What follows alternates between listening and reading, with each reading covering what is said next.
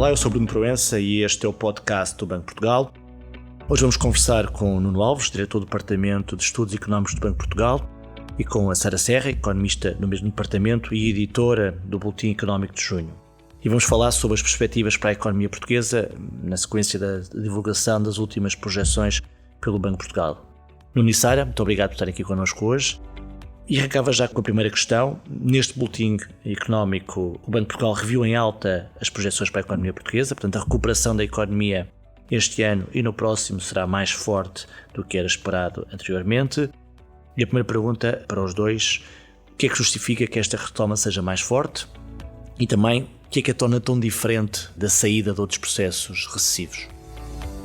Bom dia, obrigada. Realmente este boletim inclui projeções para o período 2021-23, que incluem uma revisão em alta do PIB, que é de 0,9 pontos percentuais em 2021 para 4,8% em taxa de variação anual e 0,4 pontos percentuais em 2022. Para 5,6%. A projeção de 2023 fica inalterada em 2,4%. O que é que levou então a esta revisão em alta? Essencialmente, a revisão das perspectivas no curto prazo. Portanto, a informação mais recente que tem vindo a ser divulgada, incluindo informação de alta frequência, informação de base diária que acompanhamos, sugere um crescimento no segundo trimestre deste ano que mais do que deverá compensar a queda que foi registada no primeiro. E isto porquê? Porque acreditamos que tem havido uma reação melhor do que o esperado dos agentes económicos ao levantamento das restrições que teve lugar a partir de março, devido também ao sucesso do processo de vacinação e que reforçou a confiança dos agentes económicos. Portanto, o controle da pandemia aqui é essencial. E esta melhoria das perspectivas não é só exclusiva de Portugal. Nas projeções da área do euro temos o mesmo tipo de revisão em alta, no contexto do exercício do Eurosistema, no qual estas projeções agora divulgadas também se incluem, e em que foram revistas também um conjunto de hipóteses do exercício relativas ao comércio mundial. O que, por sua vez, também melhorou as perspectivas para as importações dirigidas a Portugal, que também contribuem para esta revisão em alta. O que é que torna esta retoma diferente? O que é que a distingue das anteriores? Porque é que esperamos que seja mais rápida do que em recessões anteriores?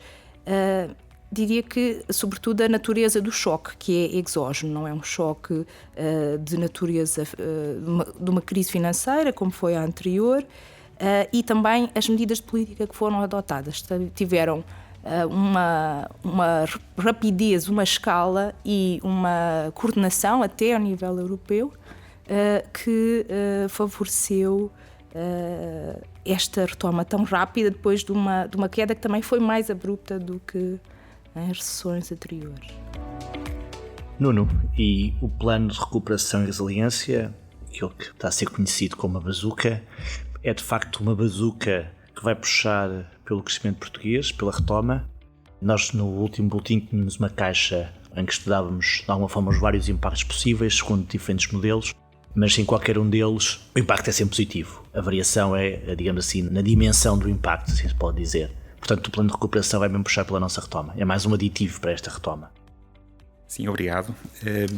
Sim, de facto, o plano de recuperação e resiliência, o PRR, mais do que uma bazuca, que tem assim, uma conotação negativa, é um motor para a nossa economia. E, portanto, numa frase, eu diria que é um instrumento importante para apoiar o processo de recuperação em Portugal. Mas não o único, já lá irei.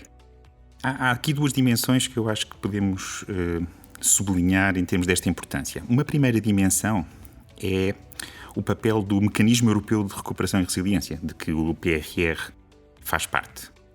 Este mecanismo é um instrumento que seguiu a outros que foram aprovados a nível europeu de partilha de risco, que foram criados na sequência da pandemia. E estes mecanismos representam, no fundo, a partilha de um destino comum pelos países da Europa. E este aprofundamento da União foi muito importante para reforçar a confiança dos agentes económicos e, nesse sentido, também para a retoma económica. E fez-se sentir mesmo antes dos fundos serem disponibilizados. Ou seja, nós neste momento já estamos a sentir os efeitos positivos desse aumento da partilha de risco, no momento presente e também no futuro, que decorre deste mecanismo europeu de recuperação e resiliência. A segunda dimensão é aquela mais específica do impacto propriamente dito das subvenções e dos empréstimos para financiar as reformas e os investimentos nos vários Estados-membros. E como disseste bem, Bruno, nós publicámos no boletim de março uma análise que pretendia perceber o impacto e as estimativas deste potencial impacto macroeconómico do PRR. Na altura, as nossas estimativas, com base em vários modelos, apontavam para um impacto entre 1% e 2% do nível do PIB em 2026, com um pressuposto de que cerca de 2/3 financiariam investimentos públicos e 1/3 financiariam investimento privado. Esta repartição continua a ser válida no momento presente e estes impactos estimados na altura continuam a ser, balizas razoáveis para medir o impacto potencial deste programa no médio prazo. Mas há aqui dimensões específicas que eu gostaria de sublinhar. Por um lado, Portugal destaca-se como um dos países em que o PRR assume uma maior importância em termos do VAB. Mas, mesmo assim, importa notar que este montante, sendo muito significativo, é inferior aos montantes habituais de fundos estruturais que a economia recebe. Portanto, é importante ter noção da verdadeira escala destes fundos. Nós, por exemplo, neste boletim económico, nós fazemos uma projeção de evolução do investimento público que corresponde a um aumento de mais de 60 pontos percentuais em termos acumulados entre 2020 e 2023. E os fundos do PRR contribuem muito decisivamente para esta evolução do investimento público. O investimento privado também é impulsionado por estes fundos, mas em muito menor medida, porque os fatores fundamentais que determinam a evolução do investimento privado foram aqueles que já foram referidos pela Sara há pouco. E, portanto, há aqui uma dimensão, de promoção muito forte do investimento público e estímulo, numa menor medida, do investimento privado. Crucialmente, no final, o impacto do PRR vai depender da capacidade de execução destes investimentos, tanto públicos como privados. Vai depender também das externalidades positivas que nós percebemos que podem decorrer destas reformas que são associadas ao PRR e também do investimento que vai estar muito centrado em questões como a digitalização e as alterações climáticas, que são muito decisivas para o futuro das várias economias. E também vai depender muito da capacidade institucional para executar estes projetos. Eu diria que estas questões de implementação e de governação são mesmo cruciais para perceber se o PRR no final do dia vai mesmo ter um impacto forte sobre o nível produtivo português e também sobre a capacidade de crescimento potencial da economia. Este é um desafio em que estamos todos convidados a participar e o Banco de Portugal, eu diria que também tem um papel para contribuir para este debate dentro, evidentemente, das suas competências. Deixa-me recuperar a tua expressão dos motores. As exportações é um tradicional motor da economia. As exportações de bens, isso é dito claramente no boletim, já recuperaram o nível pré-crise, mas os serviços, obviamente por causa do turismo, continuam ainda aquém. Sobre este tópico, duas perguntas para a Sara. Quando se dará a viragem? E se, recuperando também uma expressão habitual nestas questões de quando se debate em crises, que são as cicatrizes da crise, digamos assim, se este tema do turismo e a recuperação do turismo, das exportações de serviços, podem ser uma das cicatrizes que ficam na economia portuguesa desta crise tão profunda? Realmente, as exportações de bens têm recuperado significativamente. A recuperação da atividade mundial desta recessão tem sido muito assente na atividade industrial e as exportações de bens beneficiaram disso. E na segunda metade de 2020 já tinham reposto o nível pré-crise e até admitimos que tenha existido algum ganho de cota de mercado no conjunto do ano de 2020. E para 2021 também se espera um crescimento muito forte. Pelo facto de as exportações de serviços serem em mais de metade dominadas pelo turismo e por serviços a ele associados, como os serviços de transporte, tiveram um abalo muito forte com a pandemia.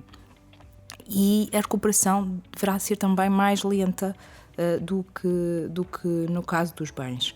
No primeiro trimestre de 2021, estas exportações de serviços estavam ainda 50%, cerca de 50% abaixo daquilo que eram os níveis pré-pandemia. A projeção assume uma recuperação muito forte, no sentido de taxas de crescimento muito fortes desta componente, logo na segunda metade deste ano, uma vez que uma das hipóteses do exercício de projeção é de que há um controle da pandemia e um levantamento gradual das restrições.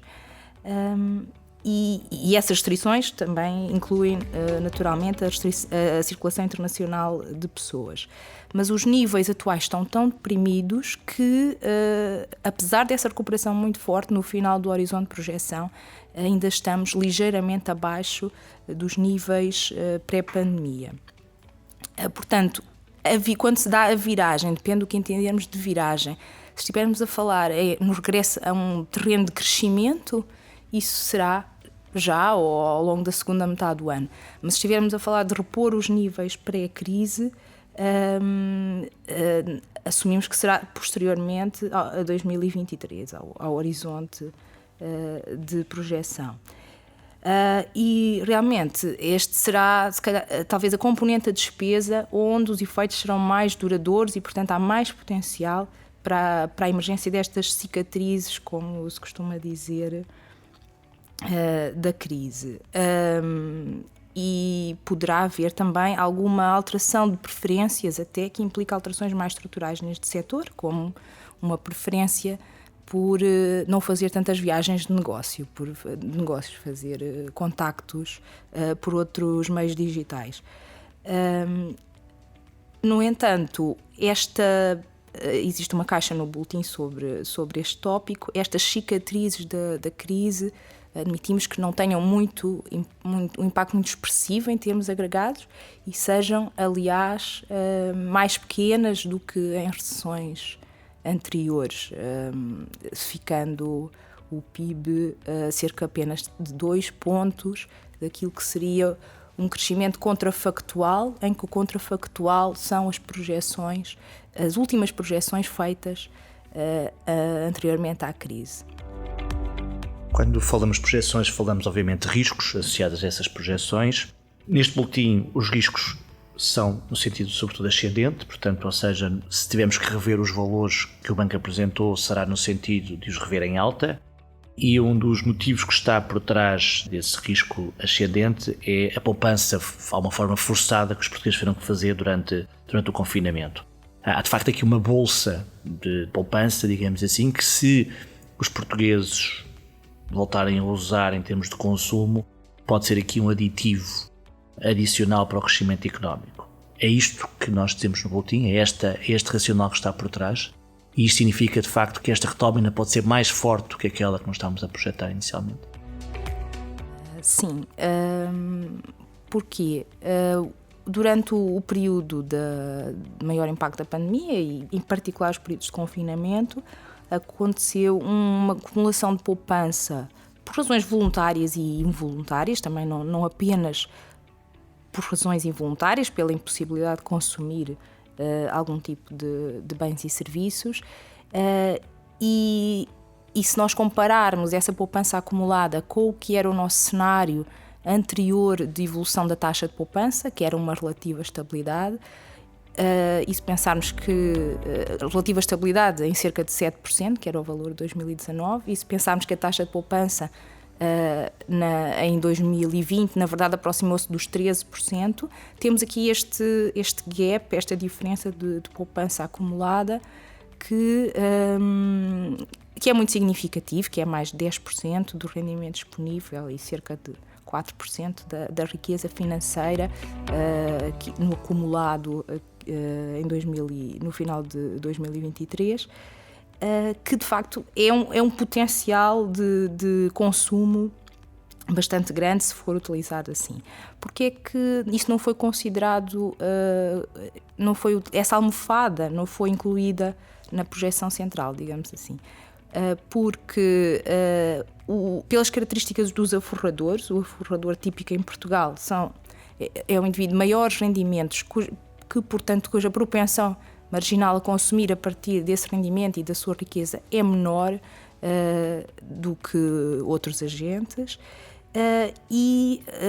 Ao ser poupada esta almofada, digamos assim, transformou-se em riqueza, e também a propensão marginal a consumir a partir da riqueza é muito mais baixa do que a partir do rendimento.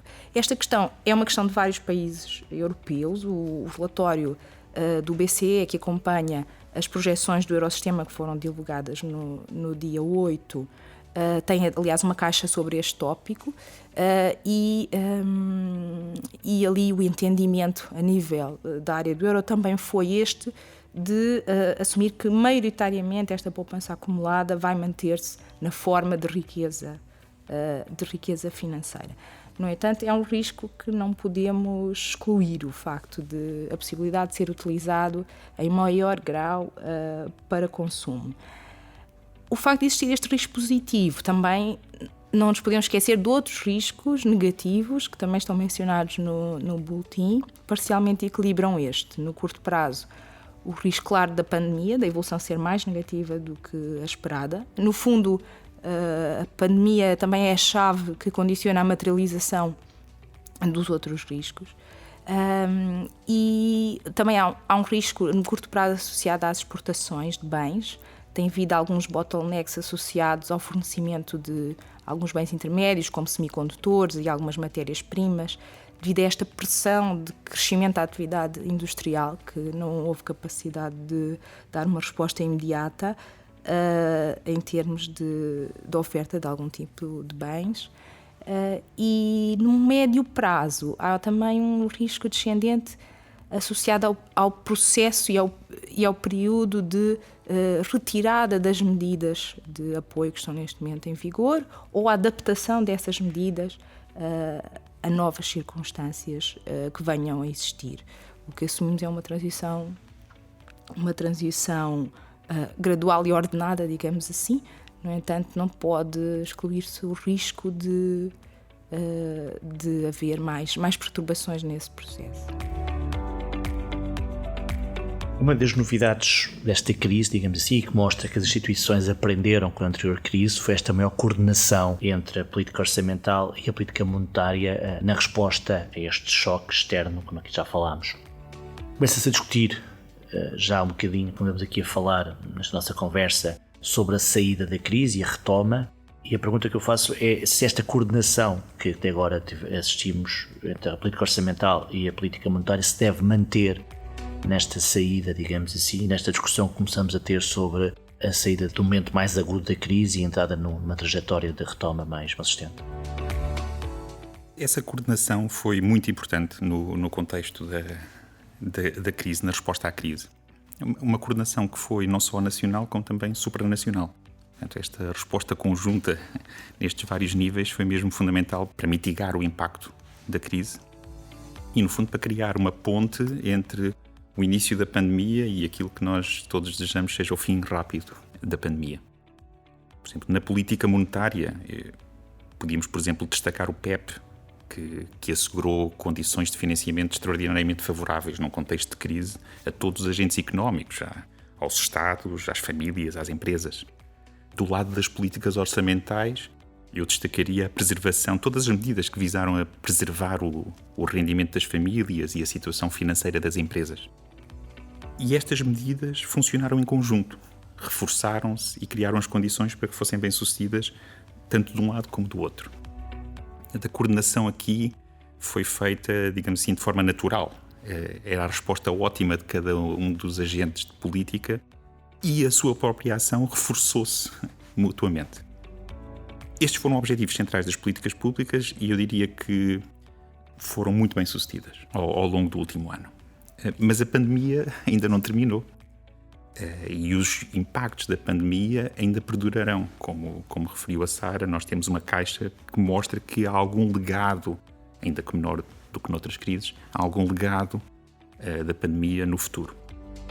E por isso, dado que a pandemia ainda não terminou, os apoios públicos permanecem essenciais.